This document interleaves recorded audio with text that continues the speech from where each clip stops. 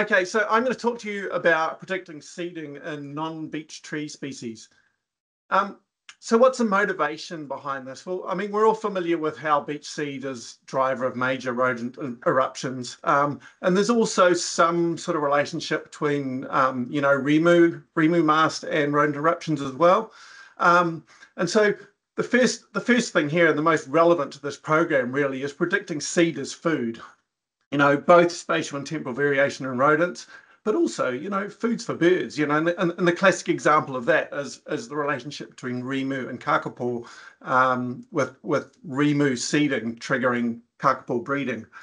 I'm more of a plant nerd than an animal nerd, though I do kind of both of those things. So I'm kind of quite keen on understanding plant reproductive strategies. What are the evolutionary drivers of variation in seeding? So it's quite interesting for me as an ecologist to try and understand, what are those drivers of reproduction.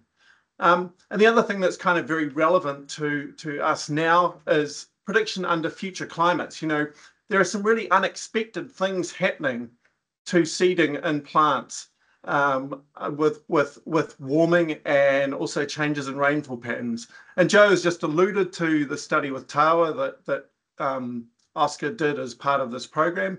But there are also other things going on that might go in different directions. So in this talk, I'm sort of looking at trying to develop some models so that we can do kind of spatial temporal prediction of seeding. So seeding through time and through space. Now, there's a heap of challenges when you start moving away from the classics of beech masting.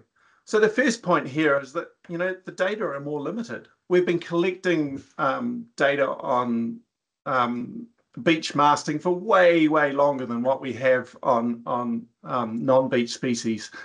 And so what this means is that there's, science kind of builds on itself. And so, there were fewer of these shoulders of giants to stand on. So the classic, earliest non-beech paper on masting was, of course, the Norton and Kelly one on Whenua, which worked on a 33-year time series from the West Coast.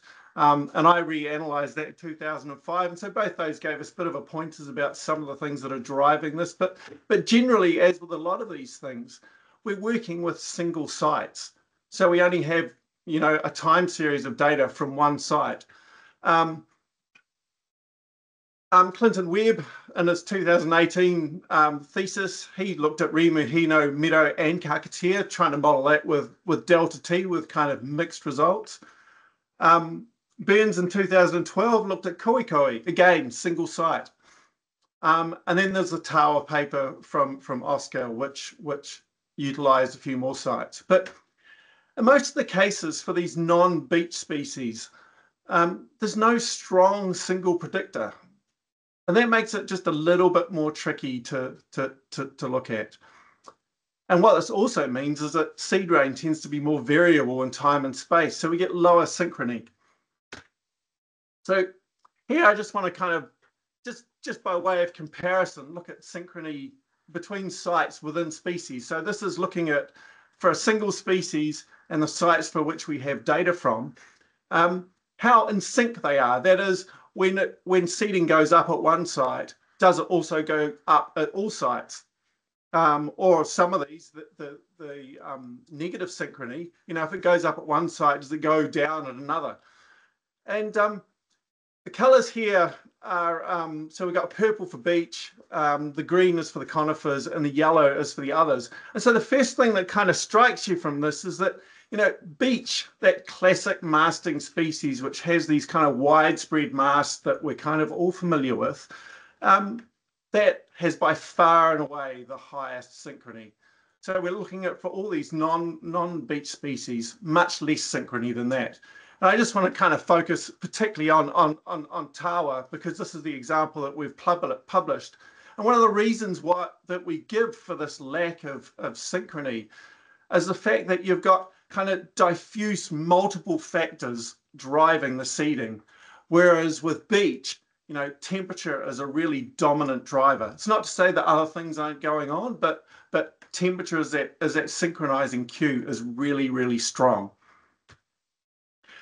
The other thing that we can look at is synchrony within a site between individual traps. And again, the beach is quite high compared to all the other species. Now, this becomes a problem when you're trying to model this, because what this is saying is that even within a site, different traps that are collecting data are doing slightly different things. They're more likely to be doing slightly different things in conifer and other species than what they are with something like beech.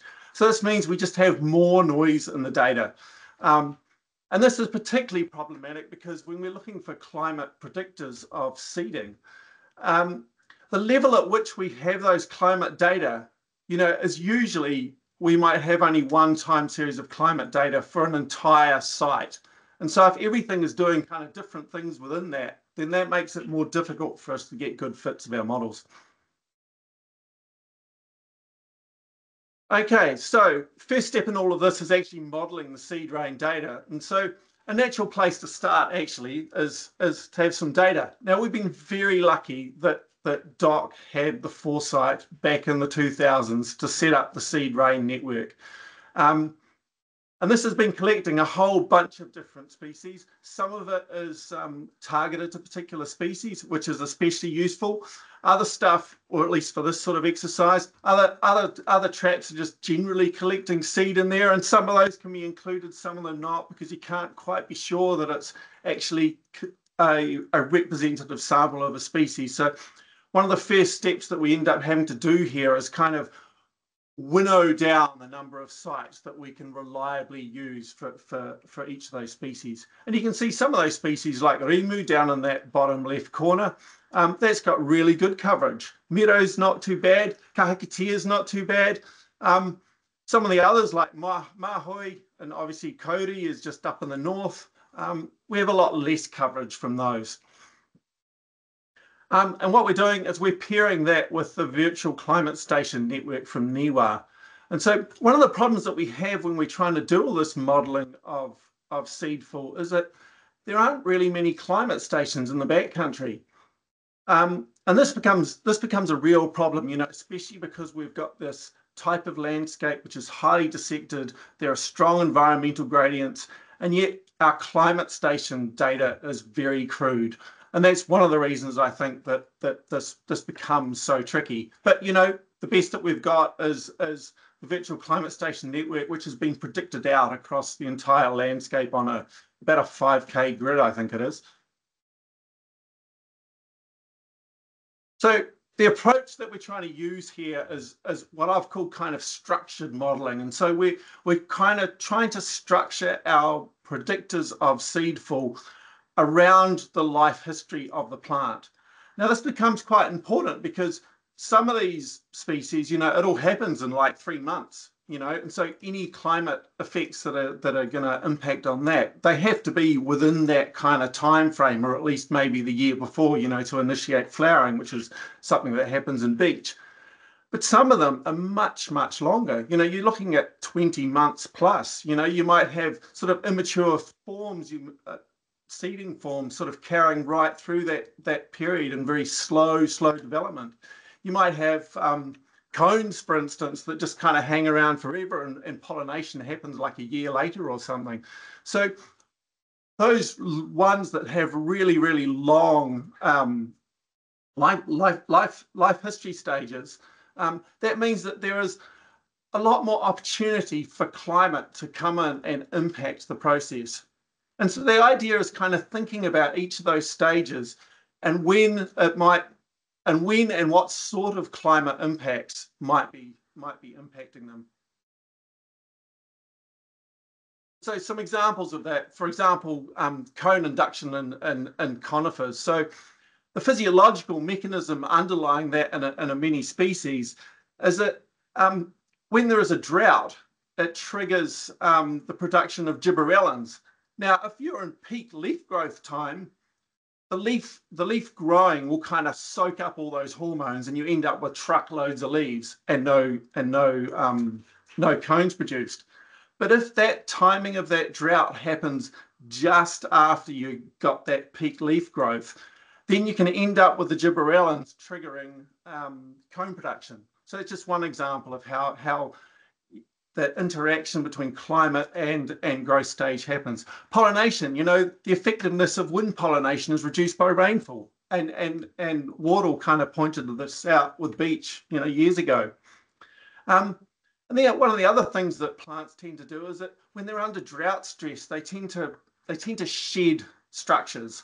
They'll shed leaves, they'll shed reproductive structures. So drought during those periods when you've got reproductive structures on the plant could be one of the things that means that they don't actually carry through their full development and produce seeds at the end of the period. Okay, so what we've done was kind of fitted some models, and for those of you who are kind of a little bit nerdy about these, so these are all sort of negative binomial mixture models where we're accounting for site and trap. And one of the first things you can see from that is that some of the models are quite good. The Kodi one looks pretty good. Tawa's okay. Rimu's kind of okay. There's a bit of scatter in there. And some of them are awful. Pigeonwood there, R squared of 0.05. Mahoi, 0.09. They're just really poor. And I've got a particular kind of gripe with Mahoi because years ago I tried to get tree rings off it, and it was the same sort of pattern. There was no seasonal structure to anything that it did. I know people say Mahoi has big years and little years, but yeah, it'd be bigger if I could find any climate signal in it. And we fitted a few more: Kakatea, Meadow, Matai, Totara, Mountain Totara, Supplejack. So these models, they form the basis of what we'd like to do next, which is to be able to do that kind of spatial temporal prediction. So predicting out over space through time.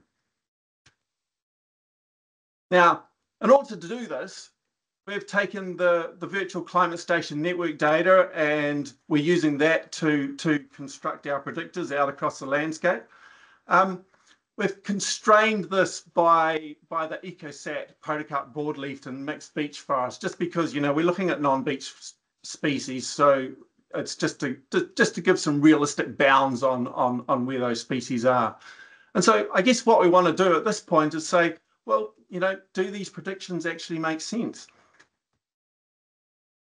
So this is some random site prediction for a site for Rimu somewhere in New Zealand. I just chose it at random. I have no idea where it is actually, but I just wanted to use it to kind of illustrate the metrics that I was using here. So the first one of those is the median. So that's kind of the base level seeding that species is doing.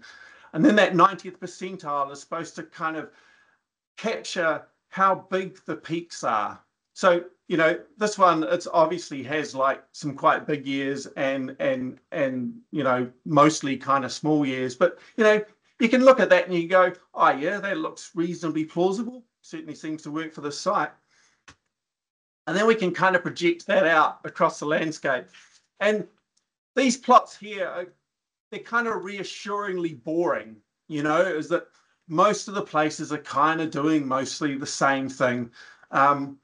I've calculated this extra thing here, the proportion of years that are large. So this is the number of years where the mean exceeds the 80th percentile for the species across all sites. And so if you look at the numbers for these, the median for Hino that we observed in the data is about 28 seeds per metre squared, 35 for our predictions. The 90th percentile is 314 for real, 324 predicted. So that's not too bad, really. I'd be happy with that. Rimu median is 99 for our prediction versus 44 real. And given the fact that these projections are over much bigger ranges than what our observed data is, those sort of differences are kind of okay. 90th percentile, it's about 2,115 for the predictions and 940 for the real. So, that one's kind of getting up there, but it's kind of all right. I can live with that. Other species are not so convincing. So, Kahakatea, our median observed seeding, both for observed and predicted, they're fairly similar.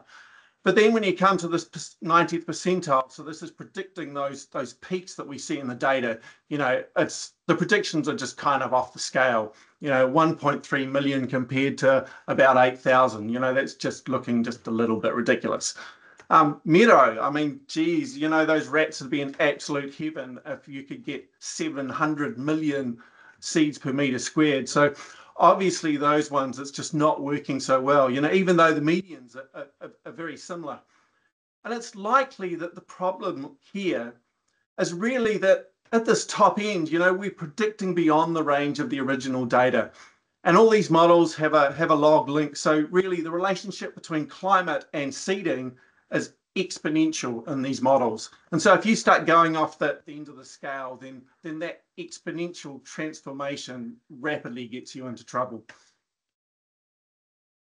So conclusions for this: extrapolation is really hard for these species. Often we're going beyond the range of the data.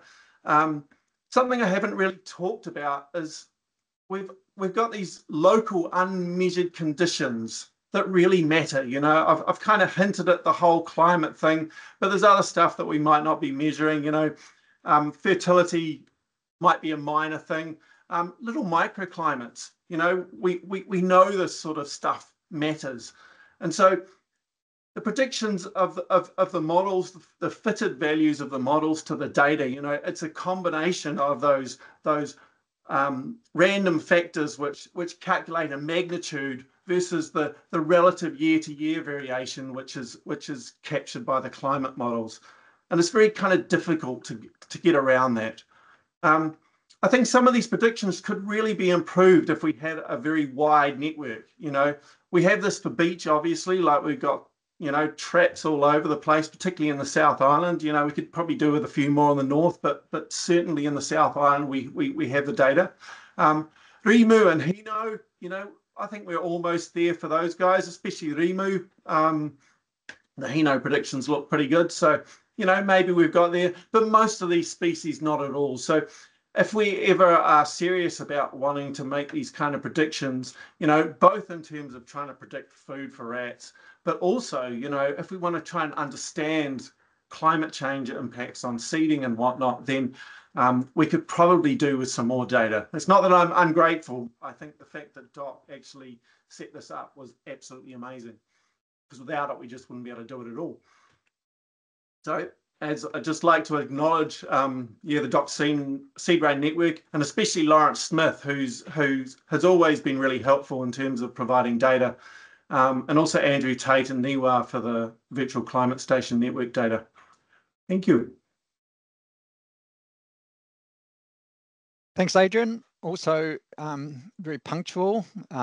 We might have time for one question. There is one. It's from Graham Lowe. And the question is, I'm going to read this verbatim because I hope you can understand it. Does the degree day concept, temperature initiating sap flow, help in sorting response? I've tried to work with that in the past, like particularly in relation to beach and also Rimu, actually, and it wasn't great, to be honest. Yeah, I'll be interested, Graham, to hear some more thoughts on that. But back in the day when I tried that, it didn't work so well.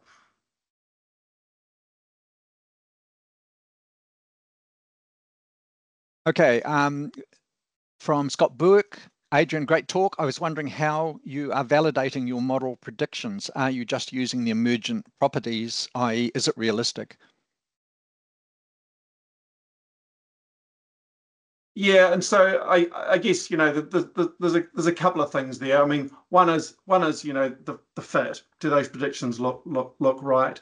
The other thing is what I've tried to do there is kind of compare those projections versus what we're actually observing in the data, and that's where you can obviously kind of pick out things that just make no sense whatsoever.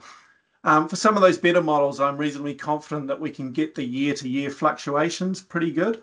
But the magnitude of the seeding, I think, is kind of a bit more tricky for a lot of those species, and that's because like those individual site characteristics really matter. And so if you're projecting to a new site, you don't have that scalar of a site mean, if you like, to actually calibrate those year-to-year fluctuations and turn them into something real that we can go, okay, well, seeding's exceeding this level.